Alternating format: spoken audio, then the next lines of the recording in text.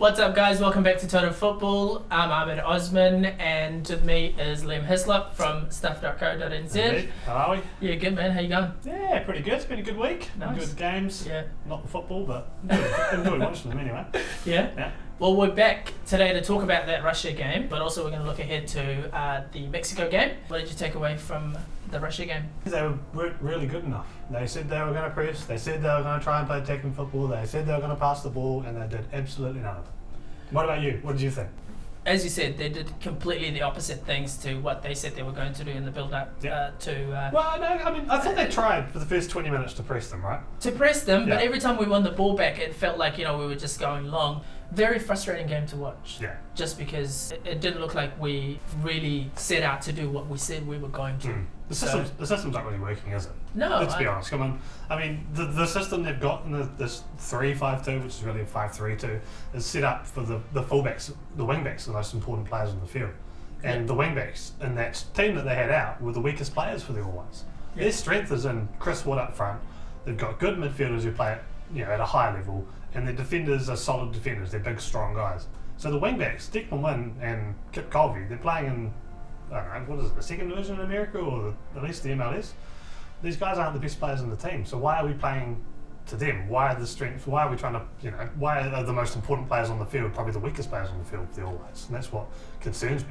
When you talk about utilising Chris Wood, do you think that we created those chances for Chris Wood to be able to do that? No, because he wasn't hardly ever in the box to get to those balls. So that's the problem. They're not set up that way to do that. They're not playing to their strengths. They have two very good wingers in Costa Barbarossas and Marco Rojas who are playing through the middle. Whereas, you've got guys who could play in the middle with it. You could set up with McGlinchey and Tuilama as your holders, and McGlinchey can roam a bit more because Tuilama's more a defensive midfielder. Ryan Thomas as a 10, and then you play those two guys wide. And they can put in good balls for Chris Wood to get on the end of.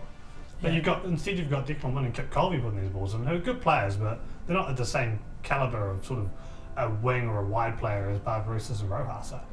Russia were quite effective in the counter, weren't they? Like, as soon as they win the ball back, they were looking at that forward pass. Yeah. And they were so quick in that transition of just really countering New Zealand on the break. The goals, the first goal, right? Yeah. So Colby loses the ball and it goes Comes straight to inside, them and then bang. Before that pass is even made, the guy's already making a run. The guy scores, pretty much sets up the goal for the own goal. He's already making the run. He knows where the next ball's going. Yes. It's just an understanding they have. Yes. And then for the second goal, it's just a horrendous defensive lapse. I mean, why Durante and Smith are both pressing the ball when Smoller's running at I them? think you could see Smollov pick up the ball from the midfield and really make that run. And then you've got, Boxall tracking one of the runners and Durante Smith looks like he's ball watching. He's watching Smolov come up with the ball. And as soon as that pass is made, what does Smolov do? He just makes that run.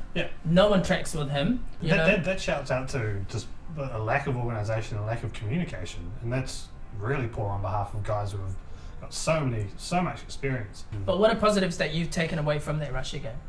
I think what are some positives that you saw? I think we had a pretty strong introduction with the Russian president, Vladimir Putin.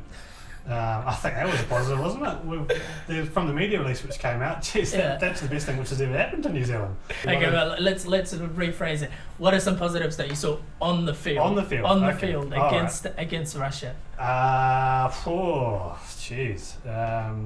What about you? You see any positives? I mean, I'm just trying to think of them, man. I think Ryan Thomas is a positive. Yeah. The goalkeeper was, Baranovic, he had a great game. Well, you have to have a great game if you're taking that many shots. Yeah. And all goalkeepers look good when they're saving shots, don't they? Yeah. To me, a real positive, a standout was Ryan Thomas. Yeah, he played really well. He had an excellent game. He tracked back. I think he covered the defence. Yeah. He was winning balls in the midfield. And he was playing really great. They made some pretty key errors against Russia. What needs to change to be able to get a result against Mexico? They need to be able to press better. That would help them a lot if they can win the ball up the field. They did that against Mexico last year, but that was a very different Mexico team than what they're going to face on Thursday morning our time. So maybe they should try and string some passes together. Maybe they should be a bit more patient. Maybe try and, if things aren't working, if you can't see a ball forward, maybe try and recycle out the back and be a bit more patient. Mexico are just going to absolutely just dominate this game. They had 60% possession against Portugal. Yeah. And Portugal are a team who can dominate games as well, and they can, they're very defensively sound. But Mexico are just. This is a Portugal with Cristiano Ronaldo starting. Yeah, absolutely, and playing well. And he's that game's going to be fun on Sunday. But I mean, first of all, Mexico, they're going to rotate the ball around the back. They're going to be very patient. They're going to pass the ball a lot. And so who are players that we need to look out for, in the Mexican team?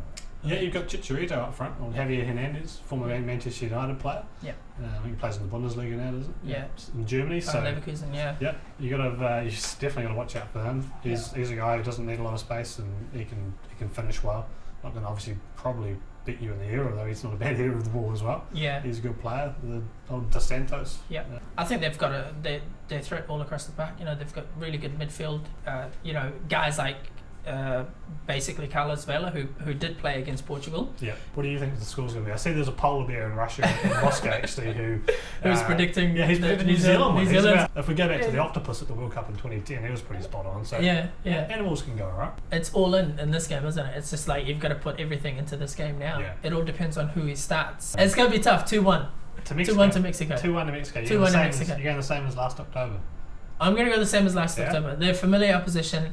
I'm going to remind you, if you go back to last week's video, I had Russia 2-0. Yeah. So you did get that spot on last week. I did? Yeah, you did. No. So for this week, Hislop's hunch, we'll call it, is going to be 3-1. He's got it. 3-1 to Mexico. What do you guys think?